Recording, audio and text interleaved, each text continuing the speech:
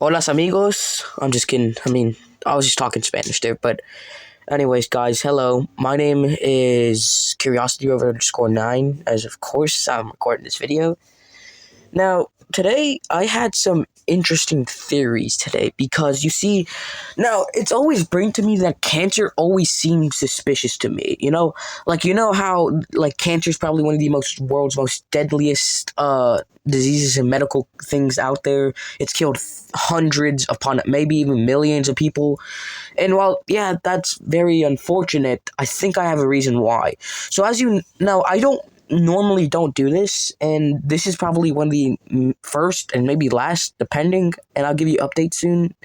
But you see, I started getting into government conspiracies, and well, I'm sorry for my stuttering, sorry. So basically, I want to come and talk about my theory, and I have a good theory. I'm pretty sure it's been talked about, but if not, because I haven't heard about it. So basically, my theory revolves around cancer, and so cancer is one of the most deadliest things out there.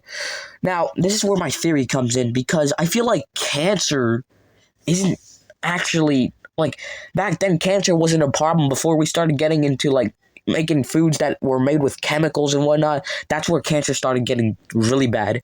But I know who to blame for this, and this is primarily the FDA. So as you know, the FDA is a government what was it called? Organization, I believe, that monitors food and approves things like medicine, food, stuff like that, goods. But here's my theory.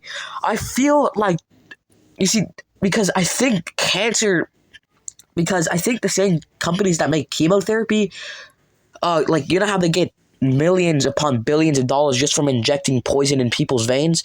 So this is where my theory comes in, that the FDA is probably working with those chemotherapy companies, and what the FDA might be doing is scummy because they allow the manufacturing and they approve of certain items stuff that contains Red 40 and a ton of other bad chemicals, and they purposely let that go through stores and markets just so people can get cancer. I think they purposely are giving cancer because the government is probably benefiting off the money they get from cancer. So basically all these FDA and probably government owned companies that do with medical research get money for the cancer. But this is where things don't get scummy, because one thing I've always wondered is that why before a doctor would tell someone they got cancer, why is it that they're fine before? Now I know it's just because symptoms usually take maybe weeks to start forming, maybe, or maybe they can get some symptoms but not that bad symptoms. But why is it when they get chemotherapy, their conditions start to get worse, their hair starts falling off, they start becoming more paler, they actually start dying more than they already were? So this is where my theory comes in, that chemotherapy is just a bunch of poison stacked together. It's just a ton of chemicals that might do some good, but it might kill you faster than the cancer does. Sorry about that.